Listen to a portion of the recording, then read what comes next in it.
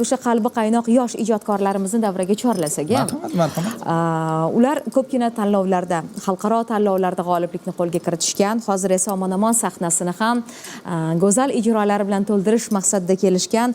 Bir-biridan iste'dodli bo'lgan ijodkorlar, Namangan ixtisoslashtirilgan san'at maktabining o'quvchilari. Birgalikda ularni qarshi olamiz. Asadbek Esonaliyev, Ibrohim Izzatullayev, Temurbek Hamidjonov hamda Sherzod Ismonjonovlar. Keling marhamat. Kelinglar yigitlar.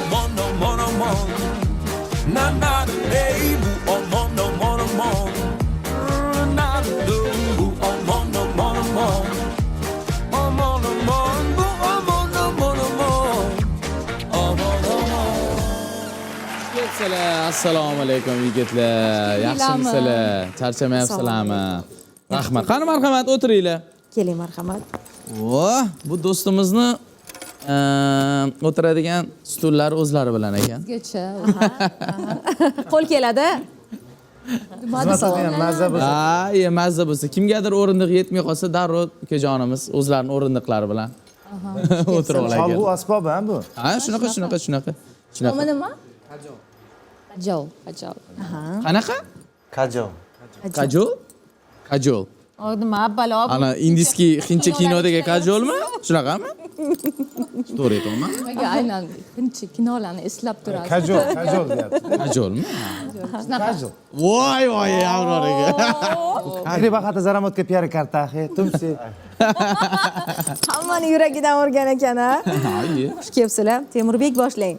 Kim boshlagan, kim sababchi bo'lgan sizlarni mana shu maktabga kirishinglarga, o'qishinglarga, kimdir majburlaganmi yoki kimdir havas qilib mana shu san'at yo'lini tanlaganmisizlar? Xos. Mikrofon. Temurbek. Tatyana, bitta mikrofon. Bera qoling, Tatyana. Shu qo'shiqni aytasiz bugun, qaytaramiz. Rahmat. Qani marhamat. Boshlang. Hozirda biz Namangan ixtisoslashgan san'at maktabini o'zbek xalq cholg'ular o'quvchilarimiz. Hozirda biz jamoamiz bilan turli konkurslar va tanlovlarda ishtirok etib kelmoqdamiz. Bizga bunda yaqindan yordam bergan O'zbekiston Respublikasi Madaniyat vazirligi va iqtidorli yoshlarni qo'llab-quvvatlash markazi yaqindan yordam berib kelmoqda. Natijalar qanday bo'lyapti? Natijalar, xudo xolasa, yaxshi. Ayting, maqtaning, qani bir gapirib bering bizga. Jamoa qanday tuzildi? Temurbek, siz boshmisiz jamoada?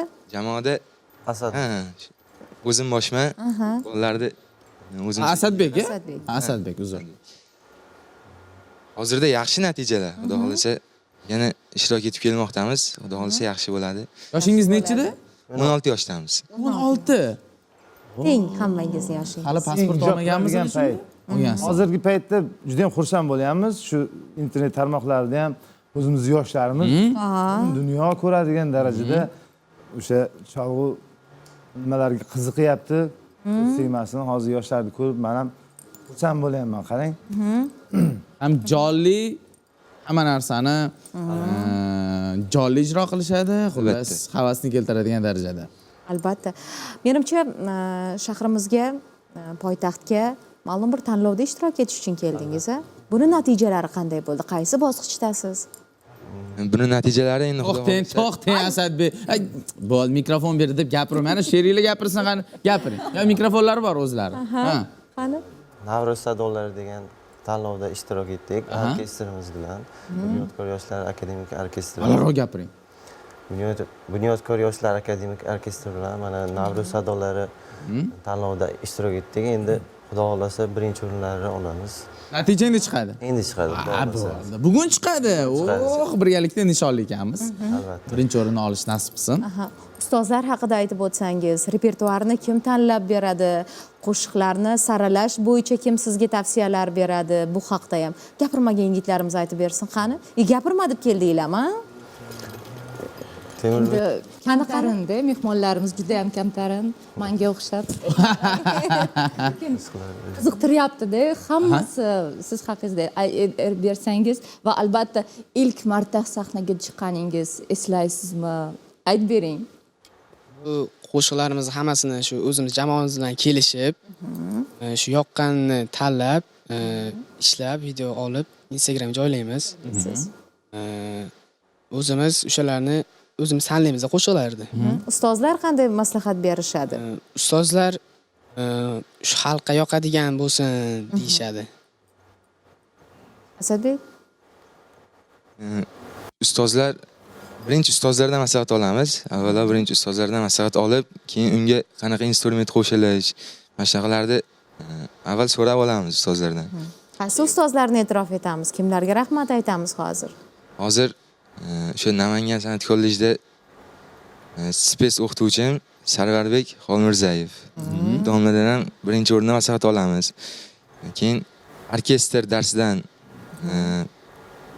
o'qituvchimiz Bahramov Nodirbek domlamiz. Ulardan ham alohida maslahat olib, shu o'zimizga kerakli ma'lumotlarni berishadi ular ham.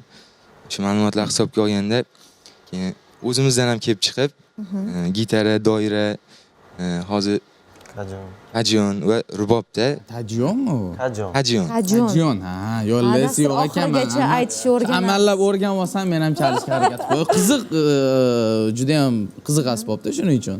Shunaqa. Qanaqa ovozi shuni bir bosqonga chalib bering Bitta shuni. mikrofon sal yaqin, bitta chalib bering, bitta kuching. O, juda ekan.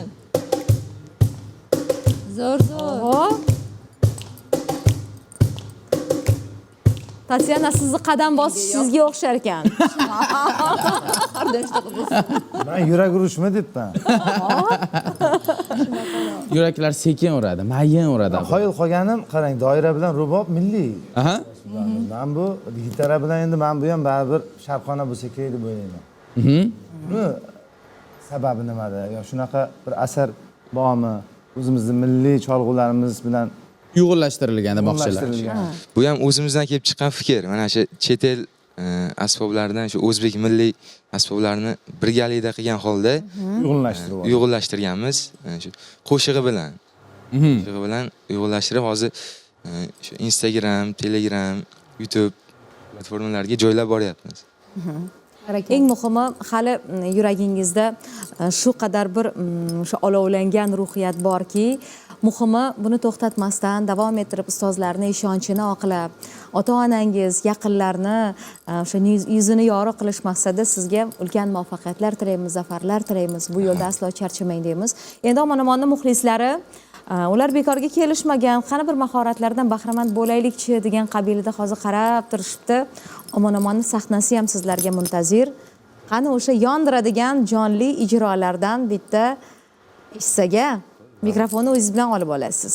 Marhamat, Omonoma sahnasiga taklif qilamiz.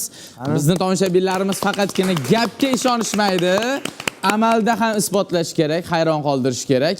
Demak, bugun tanlovni so'nggi natijalar chiqar ekan. Mana shu yigitlarimizga, iste'dodli ijodkorlarimizga omad tilab qolamiz. Albatta, farzandingiz musiqani yaxshi ko'radigan bo'lsa, qo'shiq ijro qilishni yoki bo'lmasa soz chalishni xohlayotgan bo'lsa, iltimos qilamiz. Mana shunaqa san'at maktablari bor. Mana shu maktablarga olib boring, ustozni ta'limini olishsin, yetuk mutaxassis bo'lsin, katta xonanda bo'lsin. Albatta O'zbekistonni dunyoga tanitadigan, o'zbek san'atini dunyoga tanitadigan qo'shiqchi bo'lsa, albatta nur ustiga alon nur bo'ladi. Xuddi Tatyana kabi.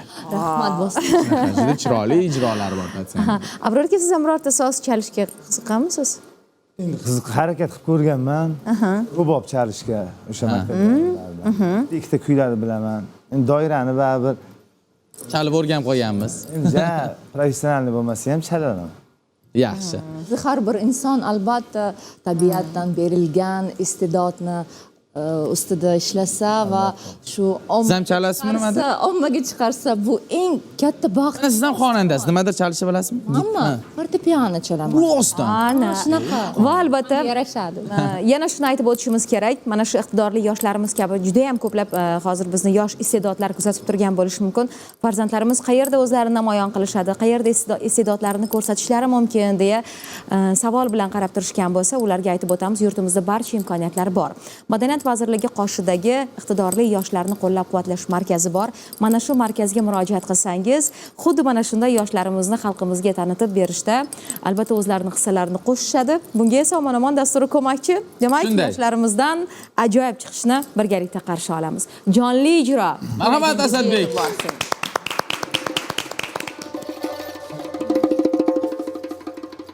tog'u toshlarning chiroyi lola gul ohu bilan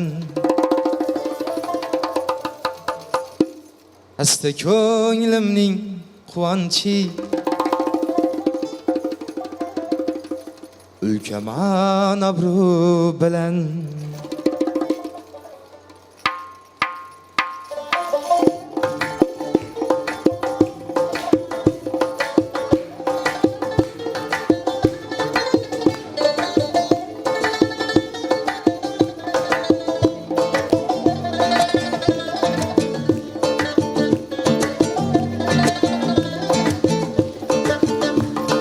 tog'u toshlarning chiroyi lola gul ohu bilan asta ko'nglimning quvonchi ulkaman obro' bilan aylayin dardimga parvo qilmadi kulgu bilan oyning 15 qorong'u 15 yog'du bilan umrini oshiq hamisha o'tkazar orzu bilan